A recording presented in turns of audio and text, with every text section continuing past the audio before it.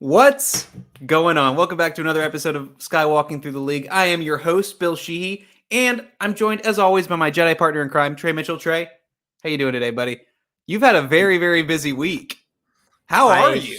Henceforth, I shall be known as L.A. Trey. L.A. Trey, he's come out to play. Man, what a week for you. I have traveled very a far. little bit. Yeah. So I went coast to coast, much like a Giannis Antetokounmpo in transition. That's right. So I want to start the show today talking about, kind of your experience going to LA, like the build up to like how you went. Cause like it felt like within a very short period of time, it went from doing like a funny like hashtag like get Trey to LA to all of a sudden like, wait, Trey's going to LA. And then like he went to LA. So let's talk about your experience, and then we can talk a little bit about the trailer for Spider-Man. So tell the people what happened. Okay. So Brandon Davis, my good friend, just kidding. Mm-hmm. He did mention me on his podcast though, which was cool. Awesome. He tweeted about how there were 30 extra tickets to the Spider-Man event because they moved it to a bigger theater. Yo, what's up, Theorin? What's up? LA Trey, baby. That's my Halo partner. Oh, stop it. Yes. Man, I gotta look the best for when we just beat people up in Halo after this. So I have to. You guys are playing Infinite? Yeah. Halo? Yes, sir. Nice. Absolutely. So keep going, bud. Hey, Theron. Yeah, so he tweeted about how hold on, I'm just tweeting out the link. Come hang. Basically, Brandon Davis tweeted that there were 30 extra tickets to the Spider-Man No Way Home event. And I don't have Twitter notifications on, so I turned them on for Brandon Davis. And he was like, okay, so. And then I was like, okay, I'm waiting. And then so what he did is he said, here's how you get tickets to this event. You send me an email with your first name, and it comes back to this. My story comes back to this exact event because I had a near panic attack at the event. Send me your name, a screenshot of you listening to my podcast, and how many tickets you need. And I said, one ticket, William Mitchell. And I sent a screenshot of his podcast. And then he replied, okay, got it. You'll hear from Sony soon. And I went, what? And I was like, what the hell? So at heard from point, Sony like John Campea did. Cool. Yeah, I did. So, and there's more to this with Sony. Sony and I actually had an interesting experience together. But okay, so then I get that for Brandon Davis, and then I'm like, okay, I can go to LA. And then I'm like, now I have to actually figure this out. So then I bought a plane ticket, and I paid less than $500 round trip with a day's notice, which was pretty good. That's pretty good. Yeah. So then I figured that out, and everyone was tweeting, get Trey to LA. And then I tweeted like, holy shit, we made it happen. And then Brandon Davis retweeted me, which is pretty cool because he is like a really cool guy. And eventually, I make the plans. I go to Orlando because I flew out of Orlando because it was a lot cheaper than Tampa. Mm-hmm. So I go hang out with my friend Preston there, sleep over at his house, wake up at 4 a.m., go to the airport, get my flights at 6:30, fly all the way to LAX, get an Uber to LA, hang out there for a little bit, hang out at the pier. I was reading Dune at the Santa Monica Pier, which is pretty cool. And then I went to the event, and there was like a line, but it wasn't too long. I got there about 2. Doors open at 4. And I see Soups there. And if you guys don't know who Soups is, he's a very prominent TikToker. And met Soups. Short king. He is taller than he looks there. I just was standing in front of him slightly. He's still a short king. Fine. And if you're listening to the podcast version of this, he is just a TikToker who is like very big on posting stuff about Spider-Man No Way Home. Arjun loves the stash bill. If you, hey man, thank you, I appreciate it. If you see basically anything Marvel on TikTok, that's him. So yeah, and then he goes oh all the time, he screams. Sitting there watching the trailer with him, I heard him the whole time. Mm-hmm. Okay, so I get to this event, and I'm like 2 hours early, and I wait in line. Made some friends in line, which was really cool. That was a pretty cool experience. I was like, hey, where are you guys from here? And they were like, yeah. And I was just like, I came from Florida for this. So I do that, and I finally get in. I get in, and they check my vaccine card and my ID because my name was on the list. And I go, okay, William Mitchell, because that's my legal name. It's a name I told Brandon Davis to put on. And they go, we don't have a William Mitchell. And I was like, I flew from Florida to get here. You're gonna have my name on the list. This is happening. I will freak out. And they were like, we have a Trey Mitchell, and I was like, that's me. Oh my God. Because I don't ever put Trey Mitchell because that's not what my name says on my driver's license, So I have a near heart attack. Hold on. I'm going to get something. Okay.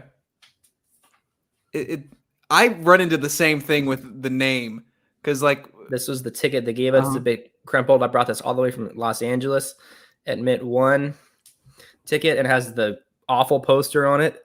No, I think it looks great. I worked very hard on that the night before. Yeah, you're the graphic designer. I am the graphic designer, yes. So we get in, and they say the event starts at 5, but it didn't start at 5. Tom Holland probably came out at 5:25. Mm-hmm. So Spider-Man himself walks out, and it's awesome. Mm-hmm. So cool. I honestly, though, when I bought the tickets to LA, I thought it was going to be more than just Tom Holland. Yeah, we talked about that a little bit too. I thought that they hyped it up so much. I know. I thought that they would have, Holland, and they would have Zendaya, and then Ned, and maybe J. Jonah Jameson. I didn't think they would do any of the Spider. So what was that like? How did they bring out Tom Holland? Was it just all of a sudden, hey, there's a wild Tom Holland appears, he's a fucking Pokemon, or how did that work? Coy, what is his last name? Jandu or Jandu? Coy Jandreau. There you go. He's awesome. I actually ran into him at the Schmodown event in New York. So I've been following him around the world for the last 2 months. He probably thinks that too. He hosted it, and he kicked ass. He was amazing. But he was just like, we have a special guest to come out, Tom Holland. And I was like, yeah, because I assumed at least Tom Holland would come out, And it was so cool. He was talking about the movie, how excited he was for it, and then he showed the trailer. And let me see if I can pull up the video from my vlog. Tom Holland cried at the end. Really? He was super emotional because we gave him a standing ovation. Here, I'll show you guys a little bit. How do I do this? A little bit of a sneak preview of my vlog that I filmed. Getting there. This is going to be really good for the. Oh, here we go. So we gave Tom a standing ovation. I'm screaming. And then he starts to cry a little bit. That's so sweet. Look at that. Look at him. He honestly looks like a young Robert Downey Jr. It's kind of uncanny. If he was wearing Iron Man sunglasses, he'd look identical. At the Far From Home premiere, he looked exactly like a young Robert. But so he came out and he was just talking, and he was like, I can't wait for you guys to see this movie. There's so much here we didn't show. I can't wait till you guys see it. He just wanted to talk about Toby and Andrew so much. And it was so funny. Sony posted the reaction video of those, and Tom at the end, he went, oh, because I'm sure he wanted them to show the villain or to show the Spider-Man. Because he's annoyed he can't talk about it yet, So where I think we've talked about it, but where do you fall on them showing the Spider-Man? Because I understand both points where you kind of want to save the surprise, but at the same time enough has gotten out now that it's not a surprise anymore, and I like your point where making them part of the press tours would be cool. Where do you end on it? What add to that? I mean, I wish they at least there's a scene in the trailer that was edited really well. It's where they go, "What's your name?" and you see Otto Octavius go, "Otto Octavius." I want to make a bet with all the 3 people watching this right now. Okay. That I will bet each of you $1 that moment when Tom Holland's Peter Parker goes, "What's your name?" He's talking to Toby and Andrew. He's talking to those Spider-Men, and they're going to say, "My name is Peter Parker," at the same time. And then Tom's going to laugh and go, "No, what's really your name?" I guarantee you he is not talking to Doc Ock. But so that was cool. But the event was just awesome. And then afterwards, I went down and I talked to Brandon Davis, who gave me the tickets. And I was like, "Hey, Brandon, I just want to let you know, Get Trey to LA worked. I'm right here. My name's Trey. It's great to meet you. And I just wanted to appreciate you I just wanted to thank you again because I really appreciate this. And he was like, you came from like Denver, right? And I was like, nah, I came from Florida, even further. Florida and man, Florida Trey. This was the coolest part. After that, a cameraman from Sony heard me and he was like, hey, I want to interview you. So Sony like interviewed me before and afterwards. They interviewed me beforehand when I was in Lion 2 and I talked about, like I came all the way from Florida for this. And then so afterwards they were like interviewing me and I was giving the most like politically correct PR answers ever. Just because I was like, I want to get on whatever video they're posting of this. So I was like, the trailer was amazing. I cannot wait to see Spider-Man No Way Home starring Tom Holland, Zendaya, and Jacob Batalon in theaters December 17th. I cannot wait to watch this movie. Oh, exclusively in theaters. It was like Sony paid me. Look at you. So I was so exciting. And then I left and went live on this for a little bit and just like couldn't believe it. And then I went and saw my buddy Nikki, who you were friends with. Shout out Nikki. Yeah. Imperial so that was podcast. Awesome. And we went to and then we went to Disneyland, the Disney Springs there, and got some drinks and stuff. And it was cool because that's where we'll be for Celebration in May. So I remember it was so exciting. I had fallen asleep by the time you had texted me, but you asked, what's the name of our hotel? Because you wanted to say how far the hotel was. Yeah, I got you. And really quickly before we get into the Star Wars stuff, let's do a rating of the trailer and like what we thought. Yeah, that's true. I love the idea that, or at least I love you saying, Spider-Man No Way Home starring Tom Holland and Zendaya. Like I was like, I even added the like exclusively in theaters, December 17th. Like, God, I needed to put them. If you're in any promotional stuff, that would be so fun. No, they filmed a lot for it. Like I'm definitely in something. I'll be shocked if I'm not in it because like they heard me talking to Brandon and then they like pulled me aside and were like, "Hey, can we ask you some questions about this?" And they like filming me the whole time. That's so cool. That's awesome. So, what did you think of the trailer? Did you want more?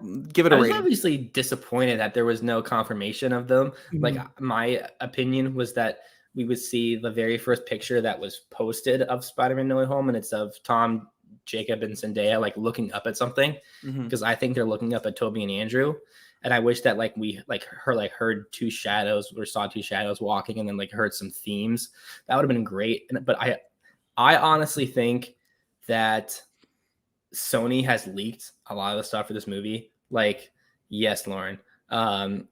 Trey made it to LA, baby. Yes, sir. I genuinely think that the Andrew Garfield video that people may or may not have seen, it was posted anonymously on 4chan. I think Sony posted that. I think Sony specifically left, like, there were some shots in the trailer, like, if you look really closely, you can see what it looks like to be Tobey Maguire Spider-Man's eyes on Tom Holland at some point. And then there was a floating arm at another point that looks like Andrew Garfield. You see the same scaffolding in the leaked pictures. So I think Sony has like leaked a lot of this stuff to have free publicity. It's honestly going to come out at some point. And I believe that they are behind all the leaks. And like, that's kind of brilliant. So you're going to have like, when the North Korean hack a couple years ago, but like all this stuff comes out, like Sony just was like, yeah, we fucking did it. We released it. Yeah. But the trailer was awesome. I really loved it. I loved seeing that. I assumed it was just going to be really the villains, and that was exciting. Like I'm a big fan of Electro. I think his redesign looks awesome. I have theories upon theories about it. Norman looks great. I think Doc Ock is actually going to be a hero in this movie for majority of it. I think he's going to keep with his redemption arc at the end of Spider-Man 2. Right. And like, I think at the point we see him, he's just playing with Peter. Like he's just like throwing stuff at him because it's like they're buddies at this point. It's like tossing a football around in the backyard. I definitely think that like, because I was a little bit concerned when I saw the first trailer. Like I'm obviously very, very excited for this movie. I'm going to see this opening night. But like, I think you run the risk of like completely negating all the progress he made, like you said. So I think if anything, like the idea of him being a hero, like only like makes Spider-Man 2, like the OG, like stronger. Yeah, I think this was the perfect quote unquote non-spoiler trailer, like of not showing the Spider-Man, because like you said, you get to see Electro, and I think he looks really, really cool. You see Green Goblin, you see all the villains that you want to see. You They're see the still lizard get right. punched by nothing. That's it. Like it's just it's so. At first there is the one who doesn't. I know. I I don't know who's gonna make it. I think Happy's probably gonna die. Happy is dead. Yeah, I think so. We Because see like him. Yeah. there was something that went around on Twitter that I saw that like was putting things together, and then it like kind of like shows that like this is what's going to happen. But in terms, yeah, I've heard stuff about that. You can DM me, but I won't say it there's here. like, and then there's like, if this is going to be a Sinister Six movie, like you need one more. Like there's there's You five need two villains. more because Doc Ock's not bad. Oh, that's true. So you got. I don't think it. I mean, yeah, there's a chance Venom pops in. I would be shocked if Venom is in this movie. The only thing before the credits. The only thing that might suggest to me that Venom is in this is that Tom Hardy wore a No Way Home hat at one point, and like, why would you wear that if like you weren't involved in some post-credit scene? I mean, he's in. Okay, that might make more sense, but like, if you're gonna do it, why not? Like, I think people like that character. I think people like that version of that character. You might want to save that for another movie. That might be the next one, because I think that's what Venom 2 was setting up anyway. Well, we have gone 16 minutes without talking about Star Wars. Anything to add before we wrap up on the Spider-Man stuff? Hashtag get Trey to the premiere? Question mark? I would die. Question I just mark? applied to be a writer for comicbook.com in just hopes that like they just were like, oh, maybe we could send someone to LA if they're willing to pay for it. I'm like, I'll do it. I'll do it. Listen, if do it, I would love that. Like, just whatever it takes, Well, our buddy Gio, I guess you're not in this chat on Twitter. We have a Spider-Man chat, and he was just the ASL interpreter at the Hawkeye premiere. He was at the Hawkeye world premiere doing the ASL for it. Does he get a +1? It already happened. It happened yesterday. Well, no. If he goes to the Spider-Man one, does he get a +1? Oh, probably. I probably have to learn ASL. I know it's, but it could be. It could be Vulture. I don't know. It's not Vulture. Then Michael Vulture's in Keaton. prison. Michael Keaton said something today that he's filming something for Marvel. So it could be. I have no idea. I'm just a guy. But anyway, yeah, I'm very, very excited for this movie. I'm very, very excited that Trey had this opportunity, because like seeing it in real time was so fun. I'm so happy that you got to go, and happy that this movie's literally a month away, less than a month away now. So we won't have to wait long to get our first look at Spider-Man No Way Home and finally see if Andrew Garfield has been lying. Thank you to everyone who was so positive about me going. That was honestly a pretty crazy thing. Can't really believe that happened. That was one of the crazier things I've ever done. Yeah, that was a really cool event. And I would definitely like to go back and do more of these things if whatever happens. Same. So, well, if you go to the premiere and get a +1, if your girlfriend can't go, I will literally buy a ticket. You and Jess will have to fight it out. Okay, listen. Whoever's seen The Rise of Skywalker the most gets to go with you. That's the. I think I have a buddy on Twitter at Keldor Jedi who has seen it probably more than you. No, but this is just between me and Jess. Like just the competition between me and Jess, so it's fine. No worries. Anyway, let's get into Star Wars. So we were originally last week going to do a live show after the hashtag get traded LA hashtag. She's spoken. Jess, if he gets a +1, I'd like to go. That's just me. But hey, we'll see. That is an I don't think it is. I think it works. I really do think it works, Jess. So last week we were originally going to do a live show because of the rumored Disney Plus Star Wars leaks or trailers that were going to happen. We didn't get a lot of that, and we'll talk about that here in a second. And I don't want to be negative at all about any of that. So just if you think we're just going to shit on all these people that got it wrong, we're not. It happens. But first, I want to talk about what they did release. They released an Obi-Wan Kenobi sizzle reel for the show that's coming out in next year, probably May, June, whenever next year. And I just want to talk about that right now. Trey, it leaked the day before. So like everything that could have gone wrong with this went wrong. What did you think of the sizzle reel? Did you like what you saw? Did you feel like you didn't get enough? What were your initial thoughts on the sizzle reel that they released for the Obi-Wan Kenobi show? Why don't you first tell the people what you tweeted about a certain Toy Story sounding reaction you had? So just call me Andy. Hold on, let me go ahead and just pull up the tweet because I want to get it right. Because side note, the origins of this joke come from my parents. When I was a kid, I was very into Toy Story. Me too. And the only thing that I wanted for Christmas one year when I was like 3 or 4 was a Buzz and a Woody. And my parents thought that was really, really funny. And that has always stayed with me. But the joke I made was before the Kenobi thing came out was waiting for this Kenobi trailer has me feeling like Andy. I've got a Buzz and a Woody. Just I think it's a solid joke. It had there were a lot of people that ate up your Buzz and Woody joke. Listen, it was good. It was a good one. But what did you think of the sizzle reel? Did it leave you with a Buzz and a Woody? And if it left you with a Buzz and Woody, in the comments, let us know. Yeah, share the post if it. Let's see. One time a kid, my job told me to hold his Woody. That feels inappropriate, Jess. Yeah, that one's tough. But I wish it didn't leak the day before because my hype would have been like way more excited. But it was really cool. Like it was cool seeing the concept art.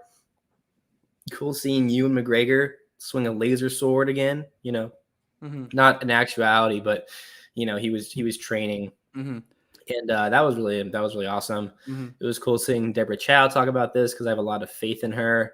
But no, it was awesome. I wish it didn't leak beforehand because there is a lot of excitement about Disney Plus Day. Star Wars really hyped that thing up for a few months. And then it wasn't even like it was just like, by the way, the Kenobi thing. Like, and then they like went to the next thing. It was like, it was a second. And the other weird thing to me is like, let's see, I'm actually okay. Yeah.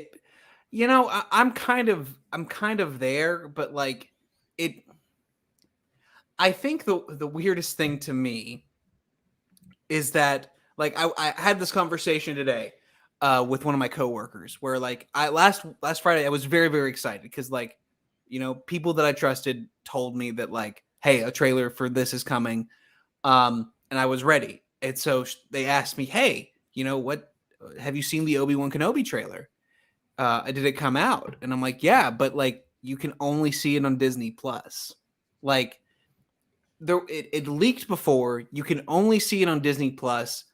Like it just feels weird that they didn't put it on YouTube. Like I completely understand. Like nothing was promised to us. You know, I think a lot of Star Wars fans feel entitled, but like it just feels so weird that like in order to see it, like there's a paywall and like. Like anybody that wants to see it is going to see it, but like the people that like you want to get excited for, just the casual fan, haven't really seen it yet. Like I haven't seen it on YouTube. It's only on Disney Plus, which feels very, very weird to me. What do you think? I work in marketing. I'm a marketing specialist for a bank. Star Wars has some weird marketing. Like the Mandalorian stuff came out last second for Mandalorian season 2. Like I remember they hyped up a real, like they were like, we're showing a new look at the Mandalorian season 2 during halftime of like Monday Night Football. Almost had a sneeze there. And it showed nothing. Like it was just like it was barely showed anything. Star Wars will drop the Solo movie announcement when I was at Krispy Kreme at like 6:32 p.m. on a Tuesday. Like it's just there's no rhyme and reason for any of it. Mm-hmm. So I do think it's kind of shitty that so many people put out that there was going to be a Kenobi trailer from Lucasfilm's point of, like, I think it's shitty from Lucasfilm's perspective because there's so many people like Jordan Mason, Star Wars Newsnet, all those people are talking about there being a Kenobi trailer. Like there probably was going to be a Kenobi trailer and then something changed. And I don't know what that something is because it's so weird to have so many people corroborate. Is that a word? Corroborate. No, yeah. Okay. Corroborate. I know what you meant. It's fine. Don't worry. It just didn't sound right when I said it. But to do that to something and then it just not be accurate, it's like kind of an unprecedented thing. Talking for personal experience, like because like I was with them for about a year and a half.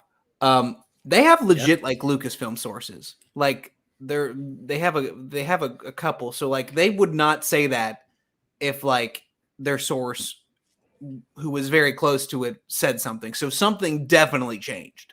Like, and that's why like I'm very big into like, you know, don't blame these people that just reported it because like their sources are good. Like this isn't we got this covered. This is Jordan Mason who is like who's batting pretty well.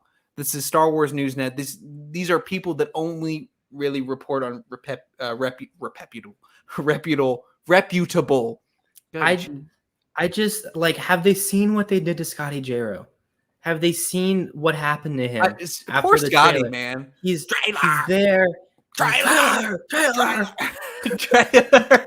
What the video Jackson made about that was one of the funniest things I think I've ever seen in my entire life. With the hold on, I'm pulling this thing up. Pull it up. I'll keep talking about it. But in terms of like the sizzle reel itself, like it got me very excited for the show. I just it seems like it's marketed very weirdly, and like people that like might be interested in Obi-Wan Kenobi series that like are like super in tune with Star Wars can't really see it unless they have Disney Plus, which I think is weird. But like there are a couple things that like stand out to me in it. Like all the concept art in it looks incredible. You know, I was initially very, very reticent to see like Obi-Wan and Vader fight again. But like if they're back on Mustafar, if they're fighting at Castle Vader on Mustafar, I'm in. Like it just, I have been sold on the idea of them meeting in between Revenge of the Sith and A New Hope, because like the line in Return of the Jedi, Obi-Wan was thought as you did. If you tell me that like there was a scenario where Obi-Wan Kenobi tries to save Anakin, I'm in. Like that's it, exactly. So go ahead and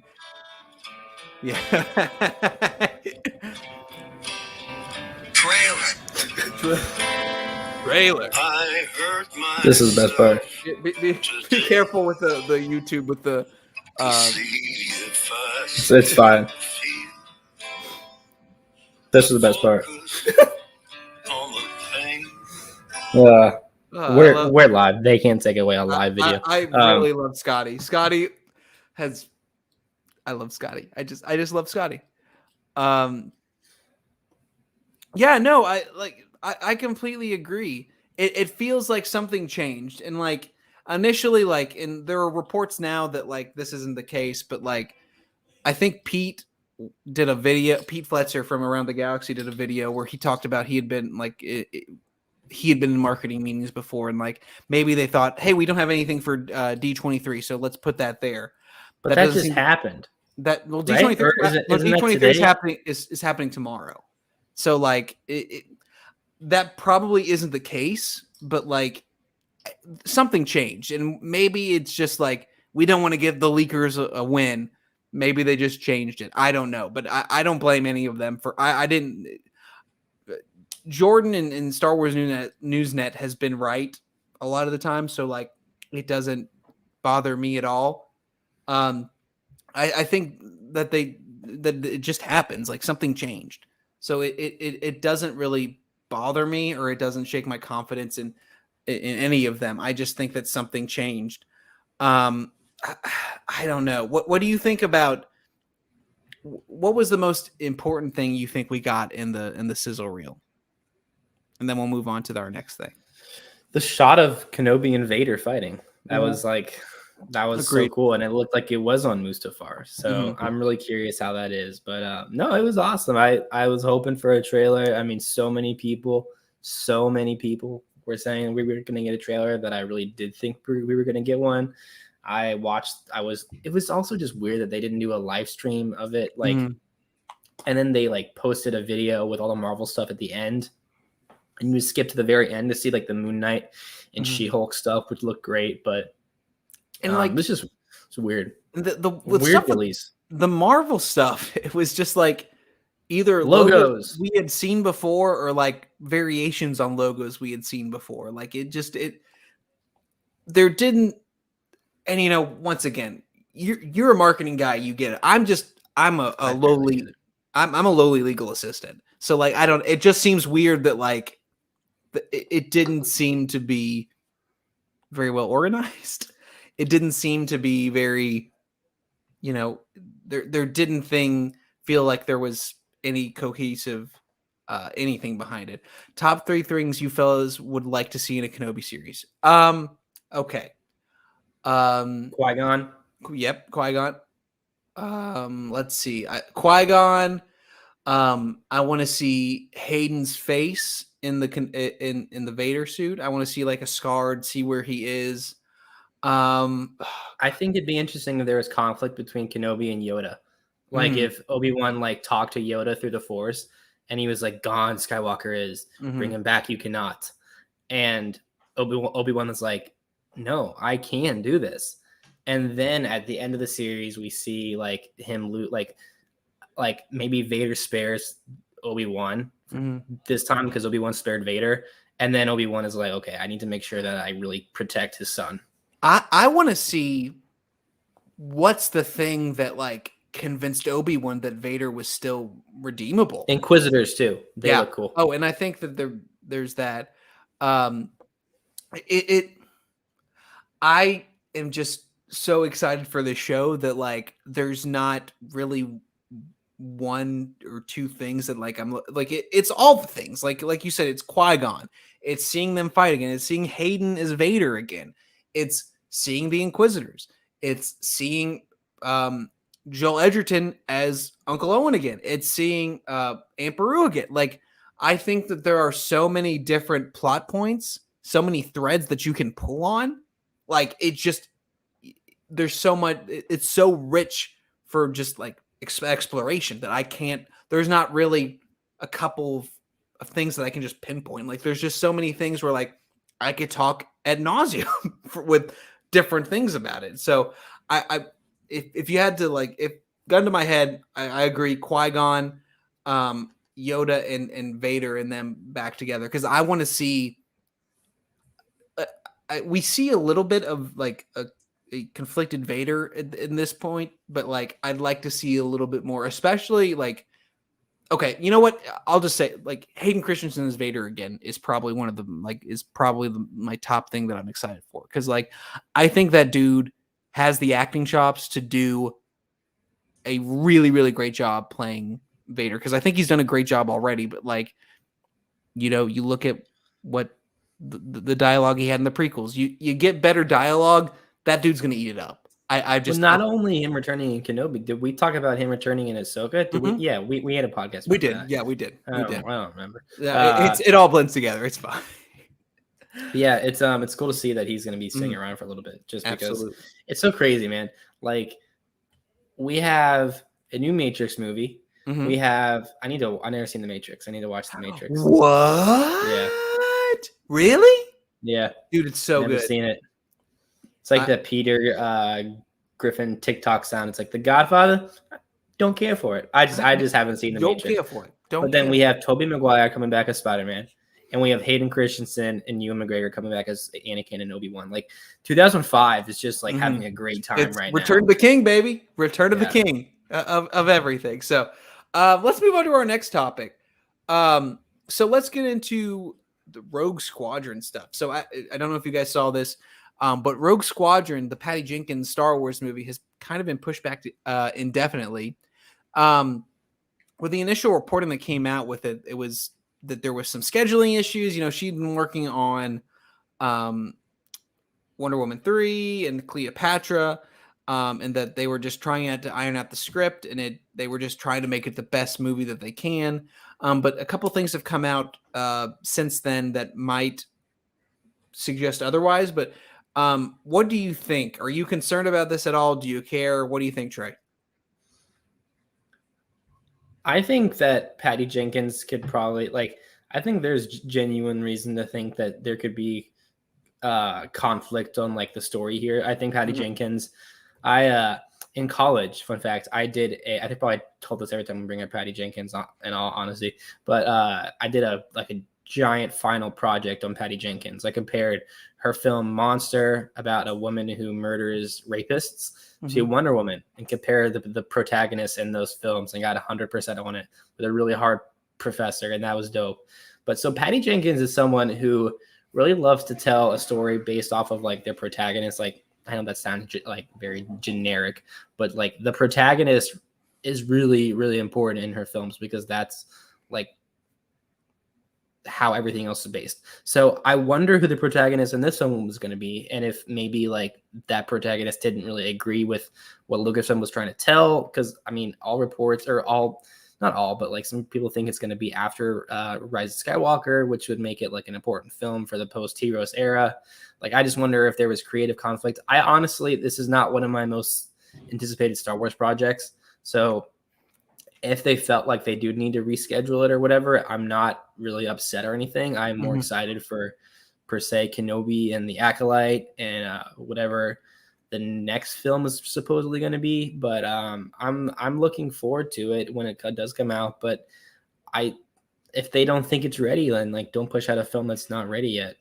Especially what's been rumored to replace it has gotten me excited. Right. And we'll get into that in a little bit later.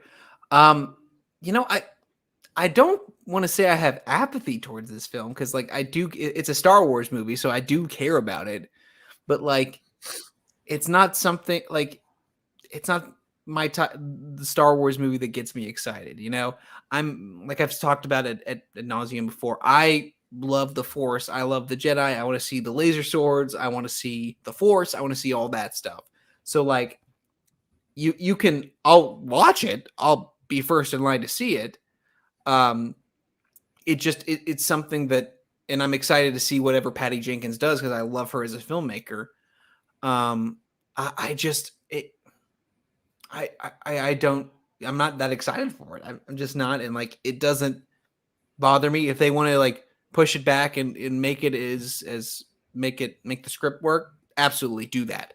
Cause like, I think one of the philosophies that I really, really like when it comes to gaming is that Shigeru Miyamoto has a saying that's something like, you know, a rushed game and an unfinished game is always unfinished and is always bad, but like a delayed game that gets it right is always great. So like, well, it's like that Cyberpunk game. Exactly. That wasn't ready, and then everyone was like, "This sucks." Right. And we haven't heard about it since then. The story, like, if you get it wrong, you get it really wrong. Like, you want to like Battlefront, like it had a lot of bugs and stuff. And like, so, but like, you can either like release a Battlefront 2 game where like it's got microtransactions, it's got a really good campaign, but like everything else is like, you know, it's a little buggy and it's pay to play. Or you could like, if Battlefront 2 as it is now was what the game it was when it first released, I think people would have universally praised it, but like it wasn't. And so like, I think that gets into the same camp of like, make it the best version that it can. Don't rush something out, because if you half-ass it and if it's half-baked, people aren't gonna like it. it's not on the top. It might be for somebody else, and that's totally fine. Like my opinion of Star Wars is not everybody's opinion of Star Wars. I'm not like super bummed that like it's been delayed. What do you think? Yeah, I mean, I'm not. Mm-hmm. I got It you. doesn't. I'm excited for it, but I don't. I'm not like bugged or anything. Mm-hmm. Okay, I got you. And I want to read a little quote from IGN about.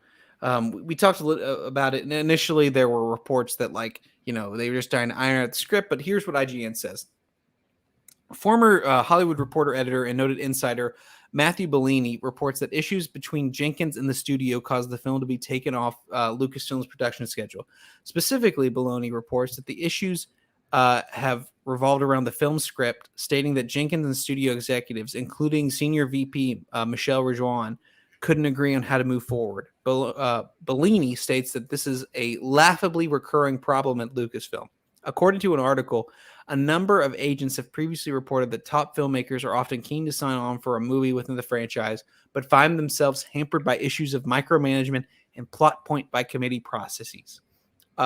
Bellini, whatever, cites that similar experiences were held by Game of Thrones showrunners Benioff and Weiss, who bailed on creating a new Star Wars trilogy, as well as Rian Johnson, whose own trilogy was also shelved.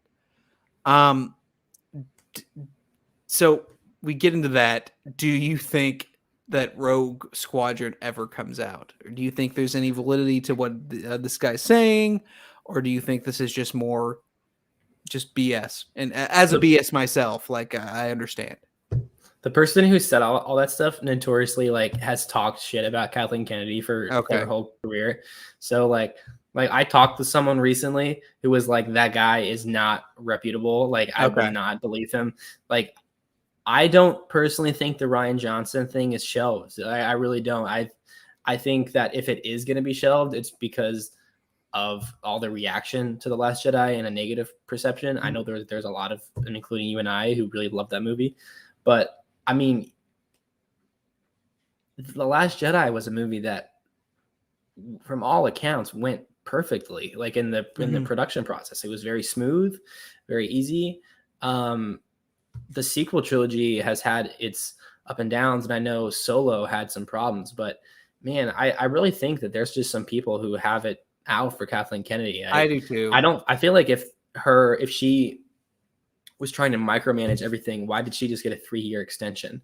Right. I really just don't think this was a fair article.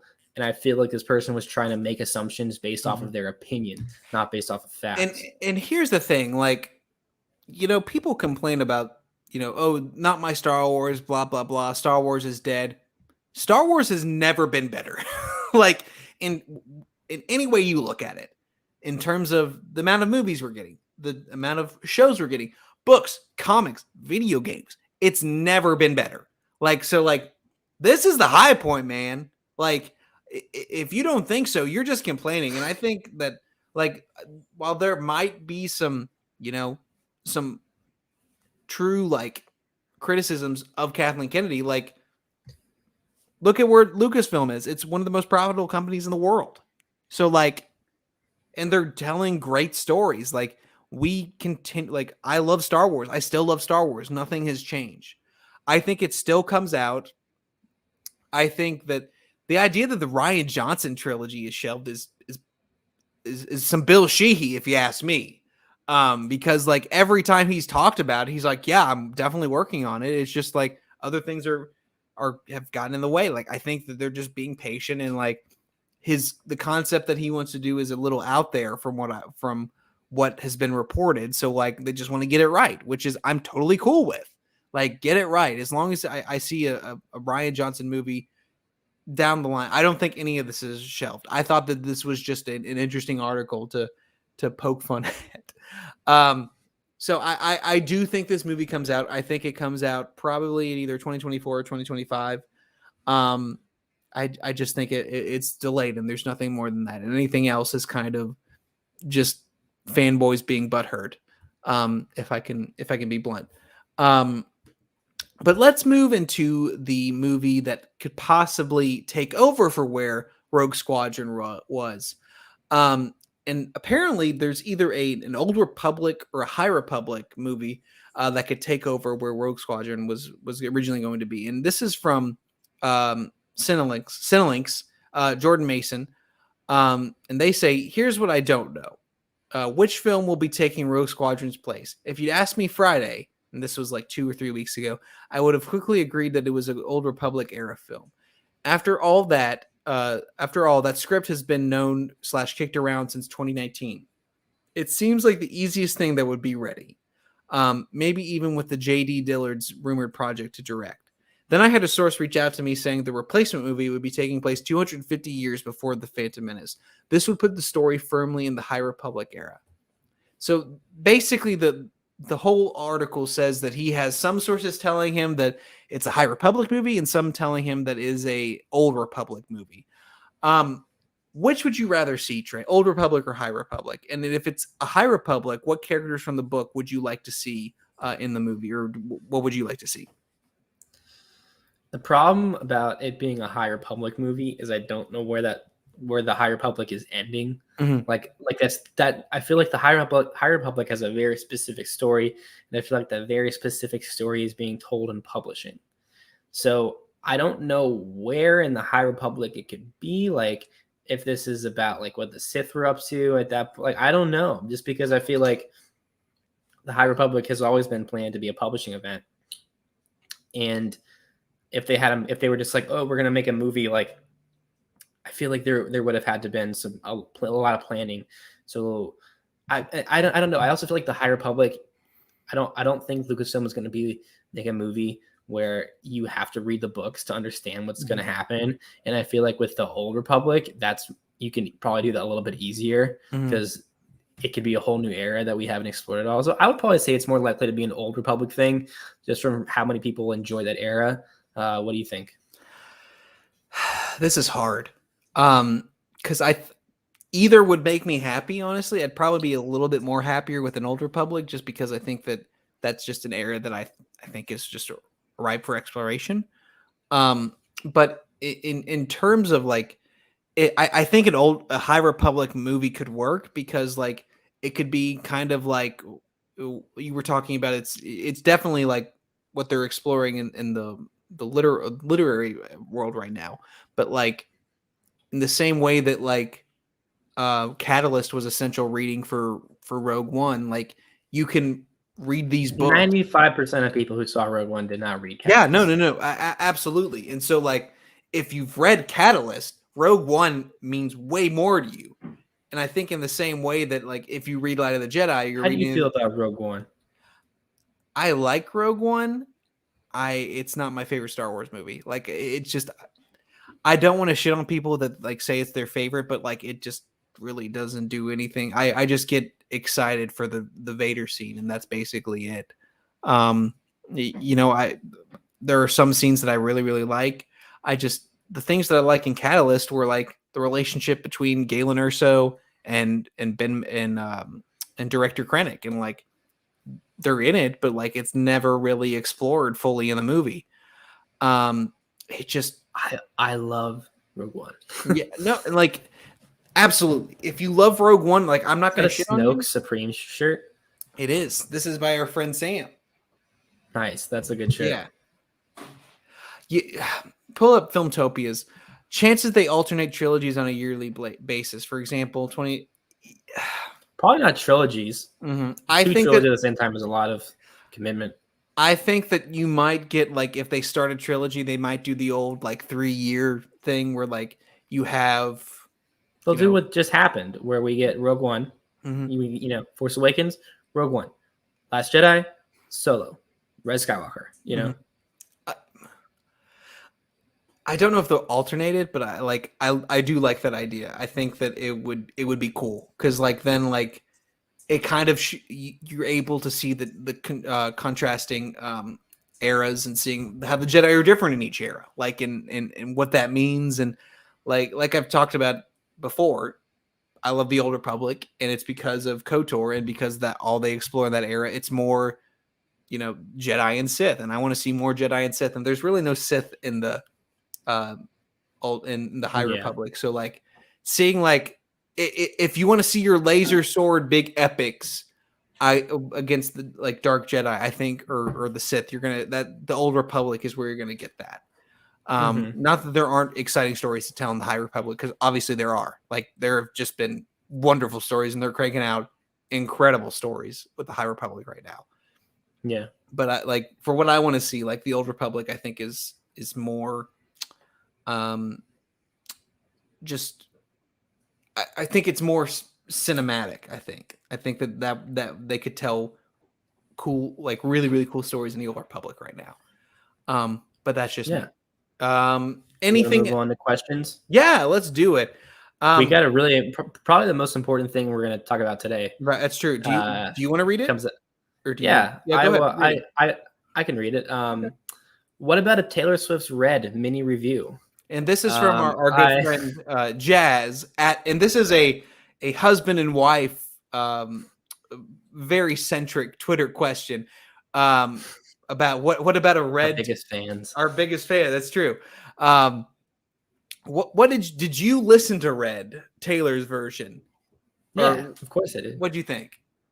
I listened to it all on the way to Orlando, and I was like feeling things about feeling things. I was feeling myself in situations that I never were in. Like, God, what is an example? Taylor Swift was just like, your love is red, like your stuff is blue, other things are gray. Like I don't know. If your stuff is blue, you should definitely go to a doctor and check it out. Like that's not that. Don't. But I don't know. It's just really good. It's a very good album. The All Too Well video is very good. Dylan O'Brien plays a certified piece of shit, which is, I hope. Certified I saw that and I was like, I hope I'm nothing like that.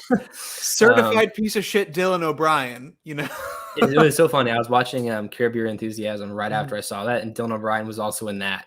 And I was like, Dylan O'Brien, dude, most notably from Taylor Swift's Red. That's right.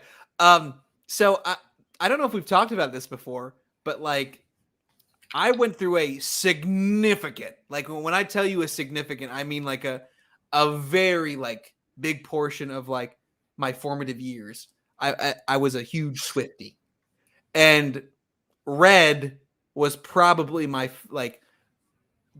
best era of Taylor, that of my fandom at least, because like after like I listened to 1989, but like after 89, like I really like I've listened to Folklore a little bit, but Folklore is very good.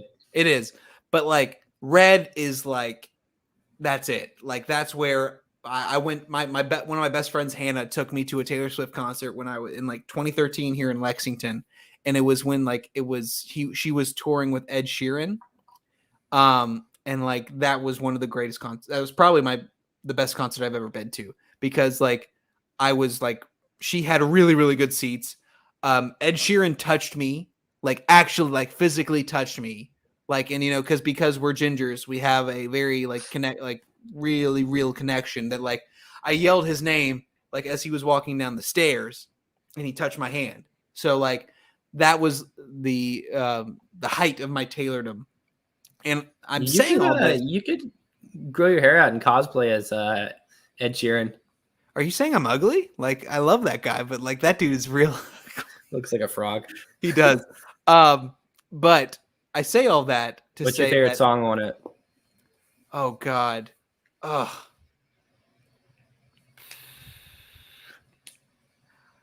Everything has changed. Like I that was all like a whole build up to basically saying I love this album. I love Red, and I think every song on this is a better version of the original. Yeah. Like I think they sound better. I don't think it sounds as like as computer generated. Yeah, produced. Yeah. I think it sounds better. I think she sounds better. I think Ed sounds really really good. And I think like just like the release of all this, like all the videos that they're putting out right now are like cinematic, man. Like You got it's an event. Blake Lively's directing a music video. You've got Taylor doing it. All Too Well last weekend, my girlfriend and I, Julia. Hey Julia, I love you so much. We were watching it. We were both crying. Like, it's just so like I can imagine that. We're in a committed relationship and we are just like sobbing, like, fuck Dylan O'Brien. Fuck all these, like, it's like it's wonderful. I love Red Taylor's version. And I listened to it, like, I saw this question from Jazz earlier before, like, as I was driving. And I put on Taylor's version of Stay, Stay, Stay. And like, it's wonderful. It's just, if Adele wasn't releasing an album tomorrow, it would probably be my favorite album of 2021. But like, I already know that's She's going to be releasing an album tomorrow. Yeah, I think. Dude, it's I know like she's dating Rich Paul. I know, which is weird. Like, bringing it back to the NBA stuff of this podcast. Doesn't that feel weird to you that like Adele is dating LeBron James's agent and best friend? Like, good for them, finding love in weird places. But yeah, thank you. That, like, same. Like, seen a lot of dudes be like maybe Taylor Swift was the problem. And I'm like, it's not that she's like has a problem with all relationships, is that she just uses them as art. Like, it's not like she's complaining about every person. It's just like, here's my life and here's what I'm going to write a song about. My life. Talking puppy. Are they actually? That was a scrapped album because Amir Van is a bad guy. But if you like, man, if that's true, like, we are just getting so many. There's so many, like, so much good music coming out right now. Well, like, Silk Sonic was amazing, dude. That was great. Like, I don't know if y'all been listening to it. Smoking out the window. Dude, 777. Like, I'll just like, I've never been to Las Vegas before, but like, I was about to just shut down that casino after listening to that song. Like, I went to a casino recently, lost like $100. I'm so proud of you. Another person that I went with though won like 170. So these bitches, man. All right, Jazz. That was a long way of saying I've really loved it, and I'm very, very excited to keep listening to it. It's just it reawakened my Swift fandom. So thank you for that question. And let's go to your husband's question. And this is from our good friend at Theron James.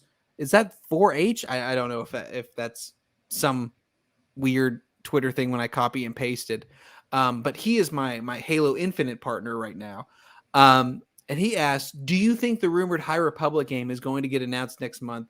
And what are your general thoughts on the project, considering the controversies surrounding the developer? Now, this is the, what was it? Quantum Realm. These are the guys that did like Detroit Becoming Human, right? I'm not a big gamer. I don't know. I just know that they like don't. Are you not a gamer boy, Trey? Do you game? I play Battlefront 2. That's good. And Rocket League. And I think if they were going to do it someplace, I think the Game Awards would be a good place to do it. But like, here's the thing with the Game Awards. The Game Awards are kind of like the Star Wars show from back in the day, where like it was always rumored that like big things were going to be like revealed on the Star Wars show.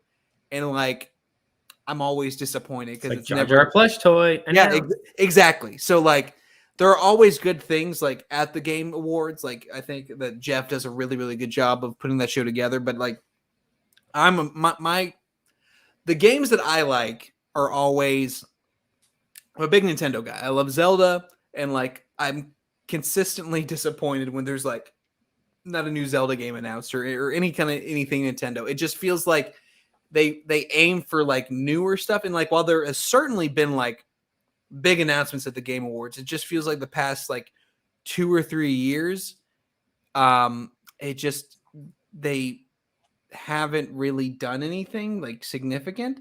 They had the Mass Effect one last year, which got me really, really excited, but like, it was 2 minutes, like not even, it was like 2 seconds of, the biggest thing to ever be announced there was the Series X. Yeah. So like, I think it's certainly possible. And like, there are a couple of games that they're producing right now, like that they're working on over at Lucasfilm Games that I would be really, really excited to see. But like, if you were going to ask me which one I'd rather see, it'd probably be Fallen Order 2. But like, I think it's certainly possible. And Theron, while we're talking, what controversies are you talking about specifically? Like, because I haven't really heard anything, and like, I haven't played Detroit Becoming Human yet. I'm a little bit behind. Like, the games that I play, I really love to play. Like, I've been replaying Ocarina of Time through the Nintendo Switch on Online Plus or whatever they call it. And I'm not 100% sure what the controversy is. So in terms of like, if I think they'll do it, if they'll show anything, I think it's possible, but I'm not 100% sure. Hold on, I'm gonna look it up real quick so Theron doesn't have to. I would like to see a High Republic video game. I think I'm rather that than a movie, probably, just because I would like to explore that world myself and see that sort of stuff. So I think that would be exciting. Yeah, I would look forward to that. Detroit Becoming Human, and this is very, very good podcast. Sexual misconduct in the workplace. That's never good. Okay, yeah, then. Yeah, that seems to be a theme going around around gaming right now with all the Blizzard stuff, and the CEO or whatever apparently knew stuff and didn't do anything. God, it just, I don't know. Like, it just, Quantic just caught up in a ton of you gotta fix that. You just, it's not hard. Like, just fix it. Like, you just have to foster an environment that doesn't allow the worst kind of people, the scummiest people, to like excel. Like, and that's all it is. It feels like, why would you do that? I don't know. And like, I'm just hearing about this now, so like my thoughts aren't fully formed, and I might, in a couple days do something, talk about it a little bit more once I read a little bit more on it, Theron. But like right now, in terms of like, when you're dealing with situations like this, sexual misconduct in the workplace, you always side with the victims, and you always just side with the victims. Like, it's not hard, and like, you go from there, and then you just change your entire leadership, because like, if you're at the top, like, the buck stops there. Like, you have to be better. So once again, that's just general thoughts on it. I'd love to see a High Republic video game. And from Everybody Loves, exactly. If it's your flagship for diversity and equality, and like, you have significant allegations of sexual misconduct, not a great look. So like, yeah, let me get things together. Let me think about it a little bit more, because like, once again, this is the first I'm hearing of it, and I don't want to say anything that is wrong or anything like that. So yeah, I'd be excited to see a High Republic video game. But other than that, I don't think I have any thoughts on that. So anything else, Trey? High Republic's cool. I would like to see a video game. Hopefully not made by bad people, but that's true. We don't want to see video games made by bad people, and you can quote us on that. And with that, that's all we have for you guys tonight. I want to thank you guys so much for joining us. We really, really, really, really, really, really do appreciate y'all spending some time with us. Trey, where can the people find you on Twitter? Boom. I got it right this time. Boom, right here. Yeah, awesome. And you can find me, boom, right here. Bill the Thrill at Star Wars Bill. And please, if you're not already, follow us. Follow Skywalking Through the League on Twitter at SkywalkingTL. And as always, Godspeed, Rebel.